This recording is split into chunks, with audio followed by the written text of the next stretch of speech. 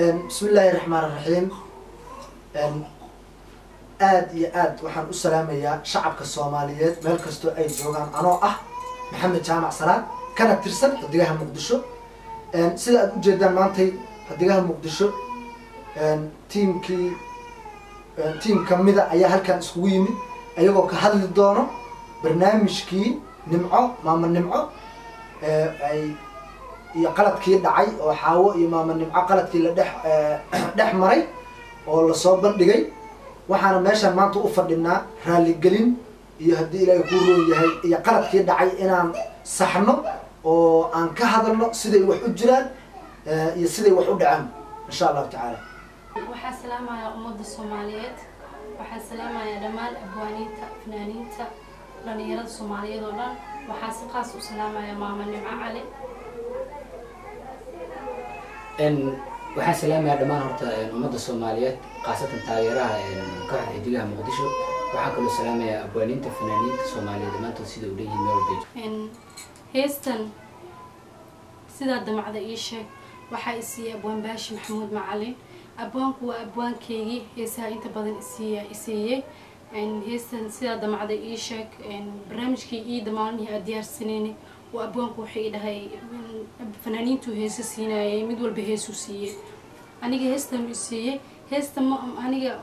ma jeclaanin oo hees aniga aan nafteeda la dhacday ma ahayn xataa waa diiday uu igu adkeey way fiican tahay waa hees macaan asiga abwaan kale way igu qasbeen anoo jecel aan u qabo heesta aan u qaadanin heestii abwaanku i siiyay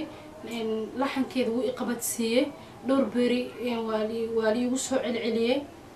heestii markaa qabtay marka muusigeeda la abuuray la dhisay xataa abwaanku wuu joogay heestan qof lahaan doona xataa ma isdhihin habeenkii iido barnaamijka soo bandhigayna wuu la fadhiyay markii dambe oo heesta maamada heesteeda iyo tayada goosgooska loo soo qaatay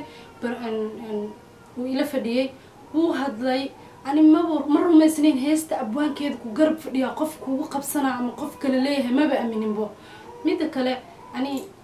maba jeclayn hees qof uu leeyahay inaan koobiyeeyo oo qaado waa nacbanahay waxaa ugu nacbanahay adduunka hees fanaan kaa horey u qaaday qaad waaye horena uma soo qaadin heesa badanna ani waa horey igu soo baxeen shalay markaa aan soo baxayay hees aan koobi ahaan usoo qaadi waaye maanta inaan qaado ilama qurxna maamadeyda iga raali noqo abwaanka qaladkaas iska lahaa aniga ulakac igama ahayn heesta hore uma maqlin magacaaga xataa hore uma maqlin qof haddaan koobiyeynayo heesaheeda qadra daahira aad u jeclahaan koobiyeysan lahaa mar hore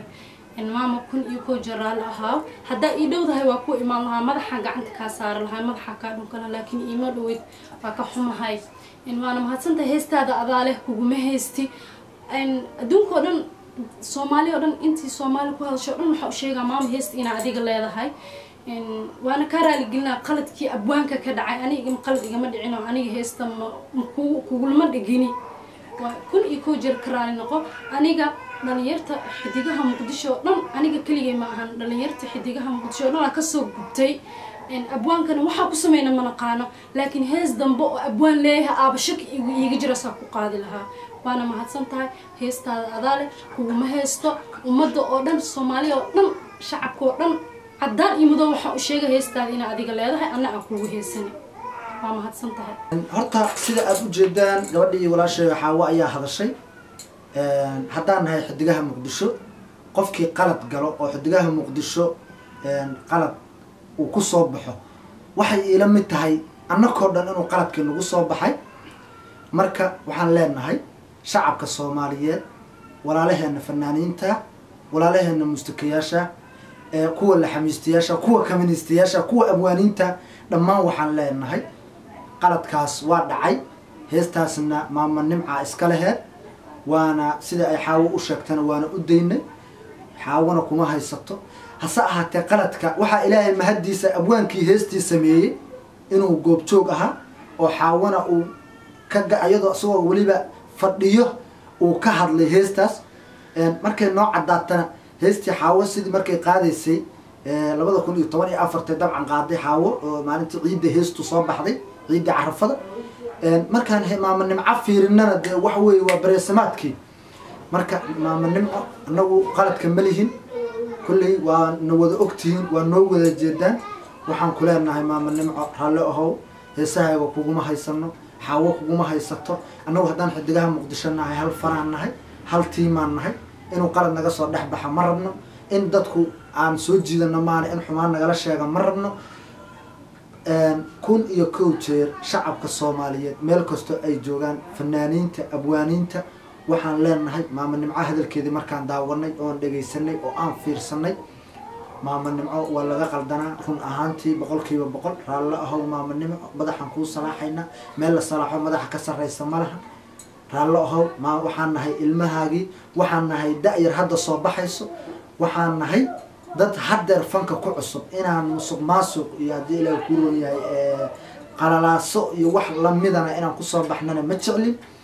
dadkii maantay dalka Soomaaliyeed usoo baxayaan nahay ubixi usoo baxayaan nahay fadlan please raallo ahow maamo haddaad maanta na dhow yahay run ahaantii inta kuusoo wada gurmanaan madaxa kuu salaaxi lahaan waana kaa guddoonnay sida aad sharafta leh oo aad u hadashay oo qiimaha badan annagana maamadeennaa tahay waana kusoo xiriiri doonaa meel kasta oo aad joogto inaan kusoo xiriirno oo aan kusoo raadinaan diyaar u nahay biidni illaahi alkariim maamo dhammaanna waxaan salaamayaa taageerayaasha xidigaha muqdisho intana taageerta iyo intaana taageerinba waxaan leeyahay I love you waan idin jecelnahay qaladka annaga nagama dhicin kulley waa wada aragteen indhihiinaad ku aragteen wax idinka qarsoonaa male abwaankiiya hadlay saas iyo raaligelin iyo wasalaamu calaykum waa idin salaamaa dhammaan taageerayaasha kooxda xidigaha muqdisho dhammaan ummadda Soomaaliyeed mar labaad waa idinku soo laabtay hortay waxaa hadlay xaawo degan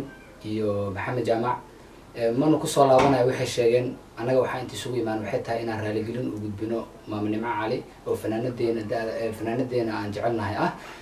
anagoo isku duuban oo dhammaanteen magaca kooxda xidigaha muqdisho farsamayaqaanada soo saarayaasha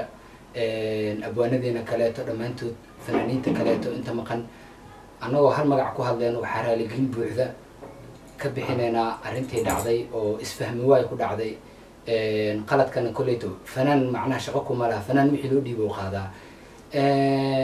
midda kaleeto kooxda xidigaha muqdisho waxaa loo aas-aasay ma aha in ay fanka wax kusoo kordhisaa loo aas-aasay ee looma aasaasin in fankii hore u jiray ee mar labaad daba gasho qaladkaasna wuu dhacay waxaan rajaynaynaa annagan inaan raaligelinta ka bixinay waa arkaysaan waxaan kaloo fariin u diri lahay dadkii soo faafiyey soo bandhigay heestaa soo bixiyey aada u mahadsantihiin aan leeyahay waxaan kaloo ku dhihi lahay haddeertaan barnaamijkan wanaageennana gudbiya oo gaarsiiya dhammaan ummadda Soomaaliyeed iyo fanaaniinta Soomaaliyeed waxaan mar labaad iyo mar saddexaad iyo mar afraad raaligelinaynaa fanaanada weyn nimco cali iyo dhammaan bahda fanka Soomaaliyeed waa mahadsantihiin